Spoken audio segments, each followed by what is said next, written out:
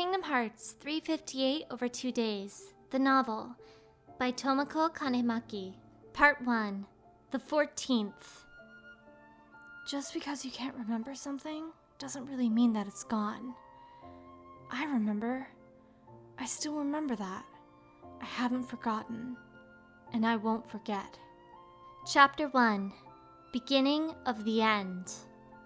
The setting sun was always shining crimson there. Where was it? It had to be Twilight Town.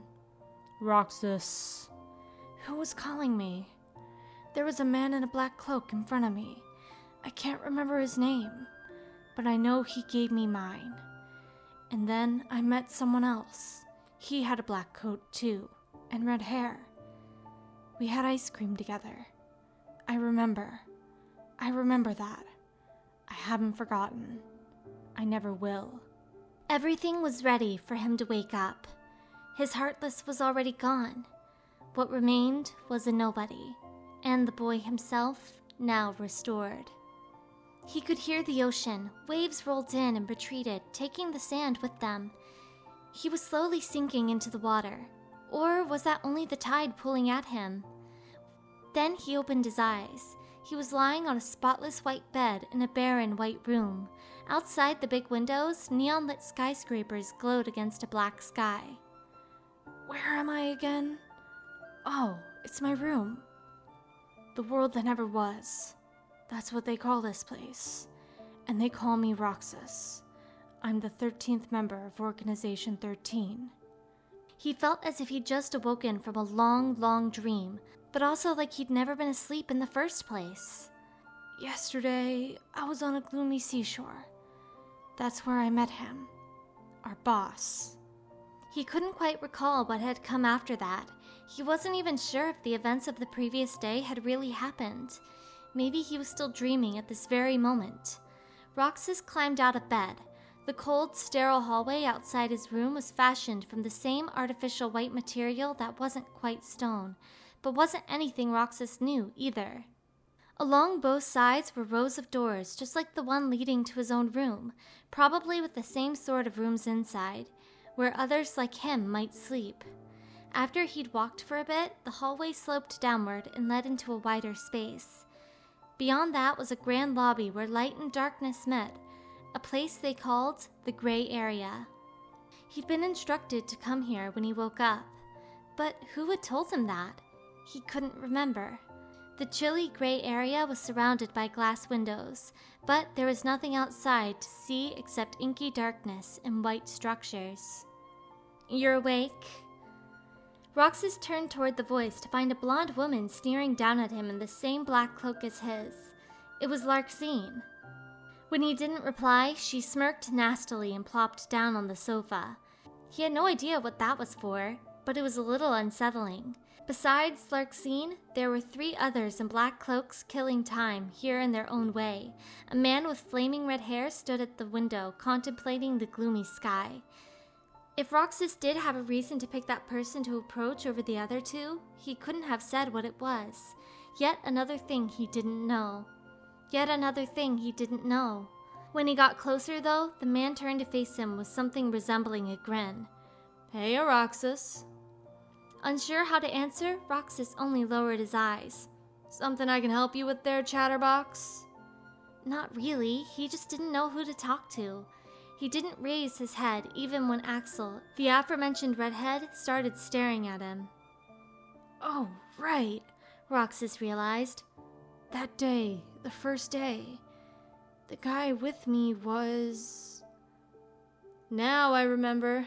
We were supposed to convene in the round room today. Axel groaned. Blech, meetings. The round room, Roxas mumbled. He did remember that from the first day. Or maybe it was after that. He looked up at Axel. Yep, apparently the boss man's got some big news. Why don't we head over there now? Axel raised his hand. The darkness threaded out from his fingertips. Right. The members of the organization could bend the dark to their wills. Roxas remembered what they called this little trick, too. Come on, let's take the corridors. The corridors of darkness. Yes, that was it. The swirling mass was essentially a door to another world. Gotta say, I'm not a fan of these little get-togethers, Axel remarked, grinning. The chairs are so hard. Get moving. Someone else interrupted from the middle of the lobby. Larxene was already gone. The only ones there now were Roxas, Axel, and a man with a great scar on his forehead beneath his blue hair, Cyax. Everyone else was probably already in the round room. Yeah, Axel groaned. Okay, Roxas, you can take care of yours, right? After he stepped through, the gateway closed itself up behind him and vanished. Roxas stood there blinking. Don't be late, Cyax warned him, disappearing into the corridors himself. Now Roxas was alone in the gray area. He looked down at his hands. How is this supposed to work? He closed his eyes briefly and imitated Axel, visualizing the hovering darkness and his destination. And it opened right up. Will this really take me to the round room? Roxas wondered, but he stepped into it anyway. The great cylindrical hall they called the round room was built from the same cold white material as everything else. In the center was a huge round dais, like a stage, with 13 tall chairs of various heights arranged in a circle around it. The other 12 chairs were occupied by others in black cloaks, though Roxas was unsure if he could name them all. He looked down at the strange cross-like emblem on the dais and remembered seeing it on the headboard of his bed. He knew what it stood for. It was the symbol of the organization and of the nobodies, but he didn't know who had told him that. Good tidings, friends, a voice boomed out. Today's a momentous day. Oh, I know who that is. Our boss, Xemnas. Someone appeared on the round stage. A new comrade has been chosen to wear the cloak. The newcomer's hood was up, hiding their face in deep shadow. Number 14 joins us. A recent memory flashed through Roxas's mind. 6 days ago, maybe, Axel had given him a black cloak to wear and led him to his room. Let us welcome one of the Keyblades chosen. Didn't Xemnas say the same thing about me? Roxas recalled. But what the heck is a Keyblade? The figure at the center of the room glanced up at him, and Roxas flinched at being caught staring. But though the hood kept the wearer's eyes hidden, Roxas could see a smile. Something was so familiar about it, but he couldn't think of where he would have seen it before. There were so many things he couldn't remember about these last 7 days. It hadn't scared him before, but now it did a little. Scared? What did it mean to be scared? The air trembled, and Roxas looked for the cause. Xemnas was vanishing into a swirl of darkness. The other members followed suit. Number 14 stayed, watching him. And then, Roxas fainted. What's happening to me? Falling into darkness. Roxas had been carried to his bed, and Xemnas gazed down at him. Don't sleep too long. Receiving no answer, the organization's leader left the small white room. Portals from the corridors rippled and opened atop the chairs of the round room, like candles lighting in negative, and a few members of the organization appeared in their black cloaks. Numbers 1 through 7 took their seats. Xemnas, Xigbar, Zaldin, Vexen, Lexaeus, Zexion, and Cyax. Why are we allowing a novice to attend? Vexen complained. The aforementioned novice, Cyax, the lowest ranked of those present, didn't even glance up from the dais. Did you manage to get the key? Asked Xigbar. The key? What, that fragment? Vexen scoffed. I wouldn't need the witch's power for a mere splinter. Do we not need more of those splinters? Zexion said.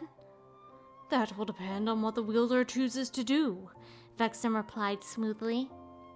And are our wielders under adequate surveillance? Lexaeus rumbled. This time, Cyax answered. Marluxia has orders to take care of it, without fail. It is highly unusual for a Keyblade wielder to leave a nobody in the first place, said Zaldin. Seeing the glances converged on him, he voiced his doubts. Doesn't the very existence of his nobody render our entire plan meaningless? Still need insurance, though, Xigbar remarked.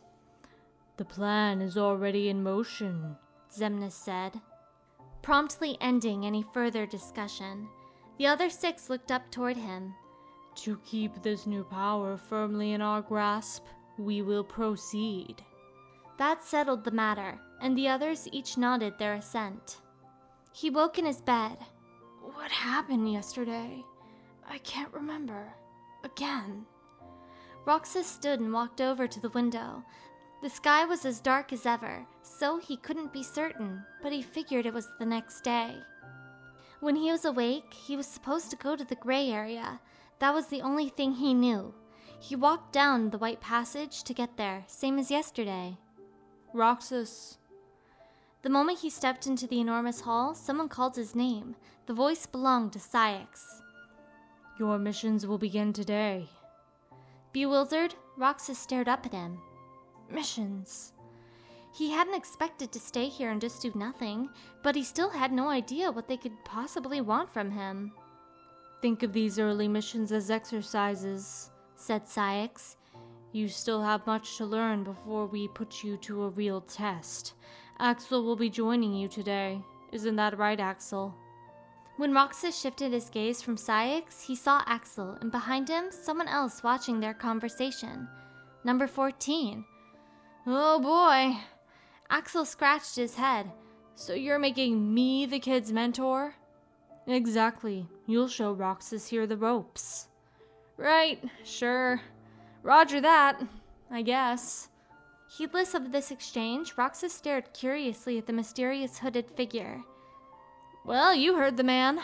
Axel noticed that something had caught Roxas's attention and glanced back at number 14. What's the matter? You worried about the new kid? Well, this is, He scratched his head again. What was that name?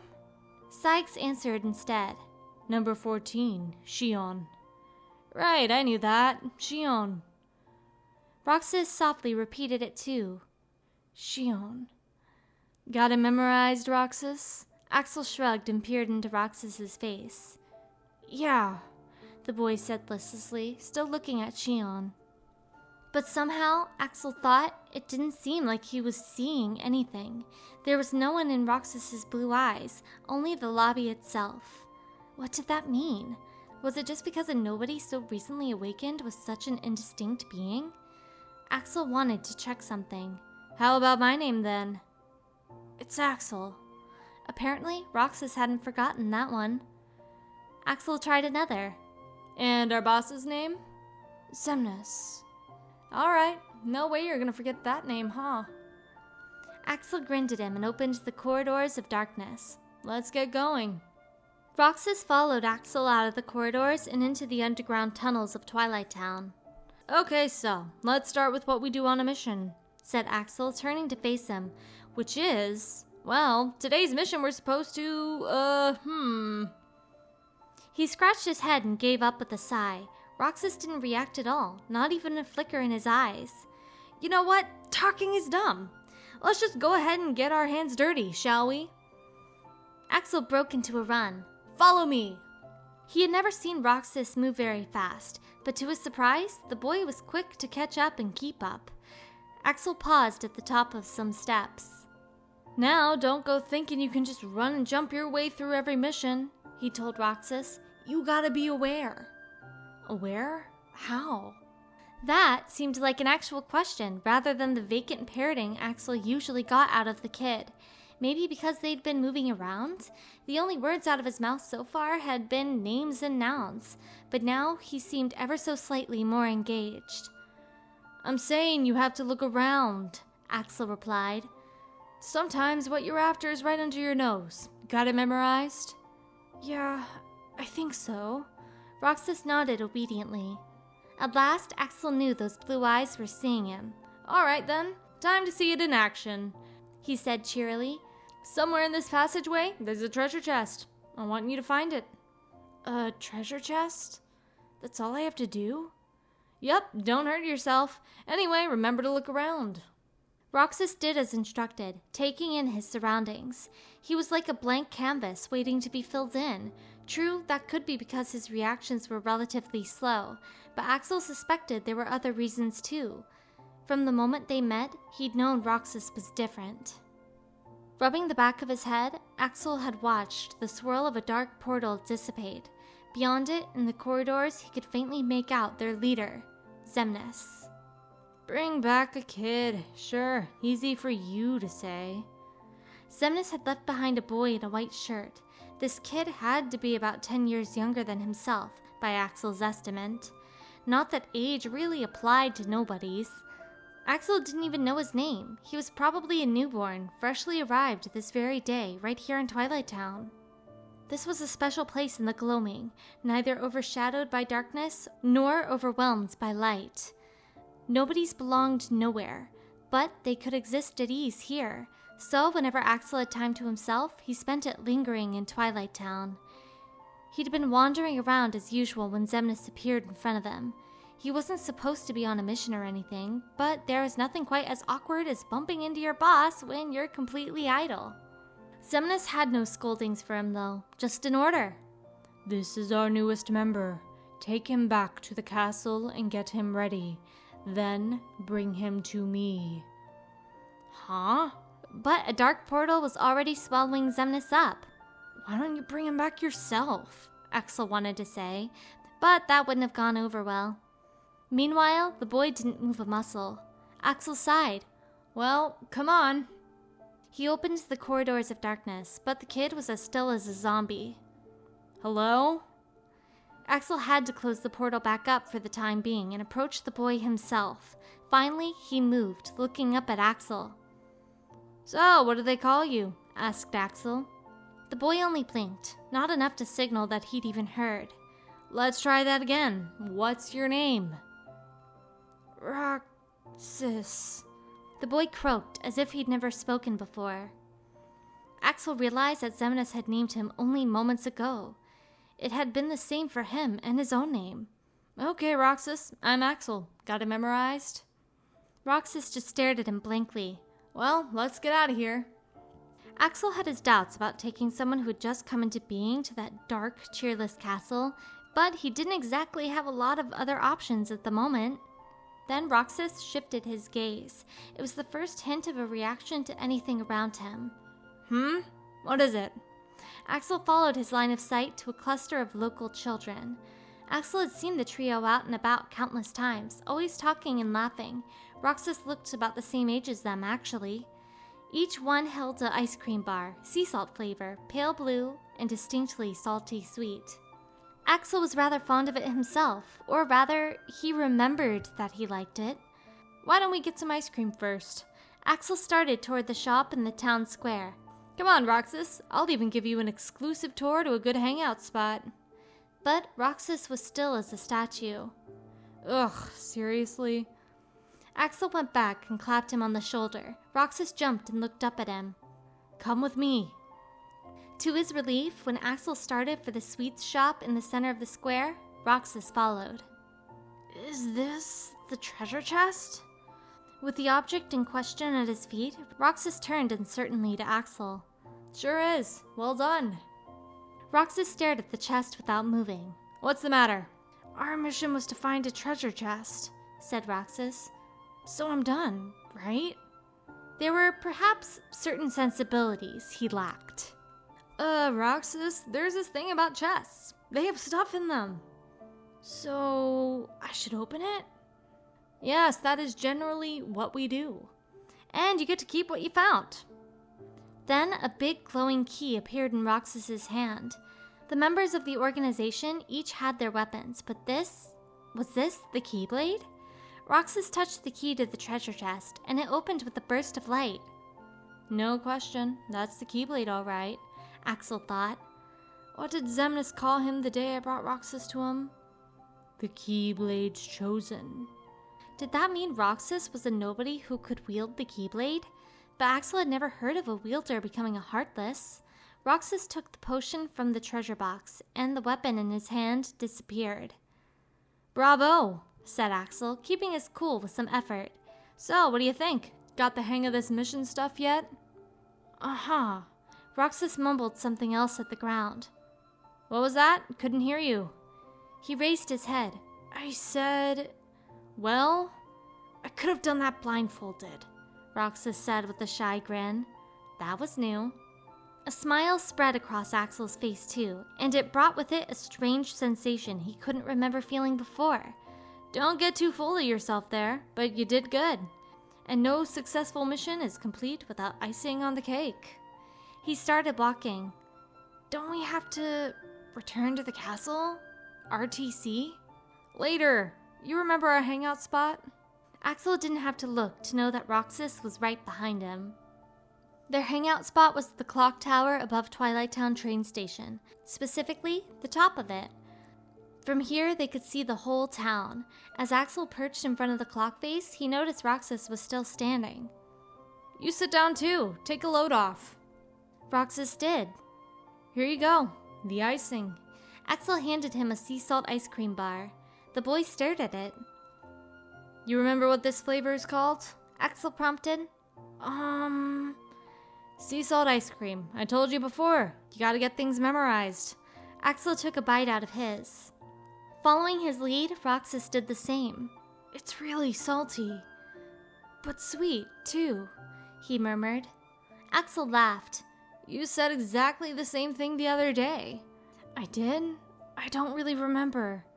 Roxas gazed into the glow of the sunset. A breeze ruffled his hair. Actually, what's it been? A week since you showed up? Axel remarked. Roxas still stared straight ahead. Oh, maybe. Maybe. Come on, you must know that much. The boy lowered his eyes sheepishly. Well, don't worry. Today's when it really begins anyway. What does? Roxas looked puzzled. Everything. Here you are, out on the field, working for the organization. From now on, you're one of us. Where it all begins?